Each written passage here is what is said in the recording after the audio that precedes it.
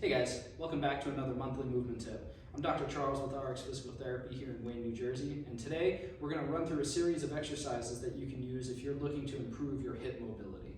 So there's a few directions that we're going to try and improve.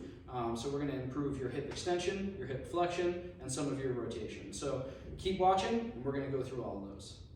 First exercise we're going to do is help to increase the length and the flexibility of your groin muscles. So you're going to start with one knee down on a pad. You can put it straight on the ground, but it might be a little bit more comfortable on something soft. You're going to have your leg out to the side and make sure that your belly button is far inside of this downside knee.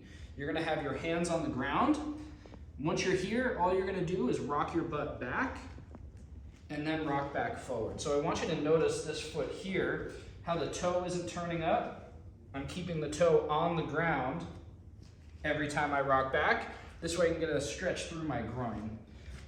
If you feel like you want a little bit of a bigger stretch, you can slide your foot out a little bit more, or you can hang out in the bottom for a little bit longer. I'd recommend doing 10 to 15 on each side, and then move on to the next drill. Now that we've lengthened the tissue on the groin, the next thing we're going to do is try and get a stretch through the outside of your hip. So if pigeon stretch is really challenging for you, I'm going to show you this modified position, so it's a 90-90 shin box position, that you can still get a good stretch out of the hip without having to worry about the position of the back leg. So you're going to be in this 90-90 position. Your front knee is bent to 90 degrees, your back knee is bent to 90 degrees, and your front shin is going to be parallel to your back thigh. You're going to have one hand outside of your thigh and the other hand's going to be on your foot. Now when you're doing this drill, I want you to make sure that your spine stays tall. You're going to fold your body forward, and I want you to think about reaching your belly button in front of your kneecap instead of just collapsing down.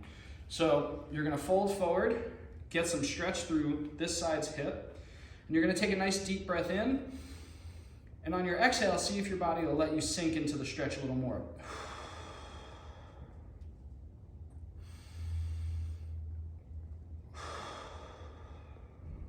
As you're stretching in or sinking into the stretch, make sure that you still maintain a tall spine. Still don't let your body collapse. The next drill is going to help you improve your hip internal rotation, which is going to help open up the joint.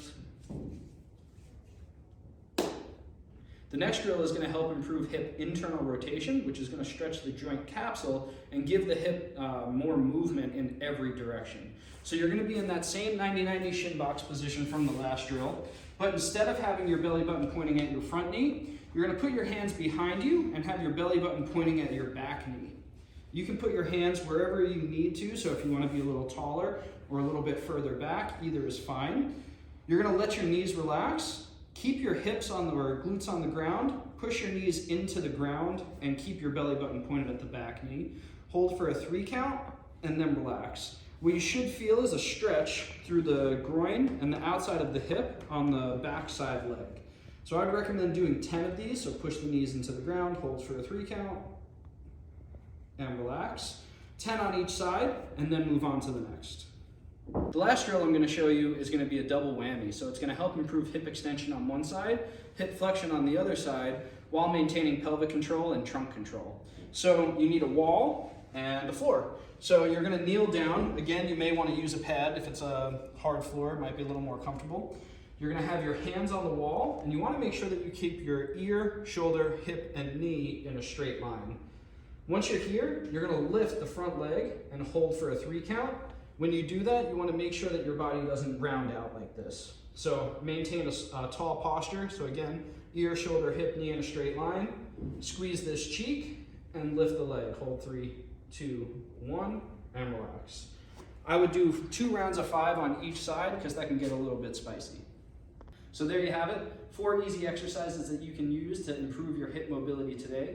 If you like this video and you feel like you learned something, feel free to like it and share it with a friend. And if you want to learn more, check out our archive.